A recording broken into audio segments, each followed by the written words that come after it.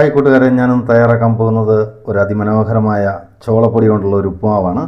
ഞാൻ അതിനായിട്ടൊരു ഫാൻ വെച്ചിരിക്കുകയാണ്. ഫാൻ ചൂടായി അതിലേക്ക് ഒരു അല്പം എണ്ണ ഒഴിച്ചു കൊടുക്കാം.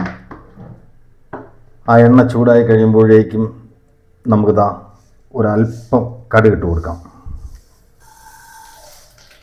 നമ്മുടെ കടുകൊക്കെ ഇങ്ങനെ പൊട്ടി വരുന്നു. അതിലേക്ക് ഒരു സവോള, ഒരു പച്ചമുളക്, ചെറിയൊരു ക്യാരറ്റ്, ഒരു കഷ്ണം ഇഞ്ചി അരിഞ്ഞ് ചേർത്ത് കൊടുക്കുകയാണ്. നമുക്കിത് ഒന്ന് ചെറുതായിട്ടൊന്ന് മൂപ്പിച്ചെടുക്കാം.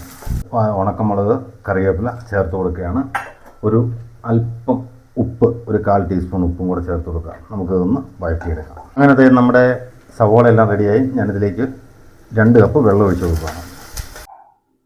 അങ്ങനെ നമ്മുടെ വെള്ളമെല്ലാം തിളച്ചതാ നമ്മൾ പൊടി ചേർത്ത് കൊടുക്കുകയാണ്. നമുക്കൊന്ന് ഇളക്കി യോജിപ്പിച്ച് മൂടി വെക്കാം. അങ്ങനെ നമ്മുടെ ഉപ്പുമാവ് റെഡിയായിരിക്കുന്നു. ഇതിനായിട്ട് ഞാൻ 1/4 കിലോ ചോളപ്പൊടിയാണ് എടുത്തിരിക്കുന്നത്. വീഡിയോ ഇഷ്ടമായി ഷെയർ ചെയ്യുക, സബ്സ്ക്രൈബ് ചെയ്യുക, നിങ്ങളുടെ അഭിപ്രായങ്ങൾ അറിയിക്കുക. Bye bye.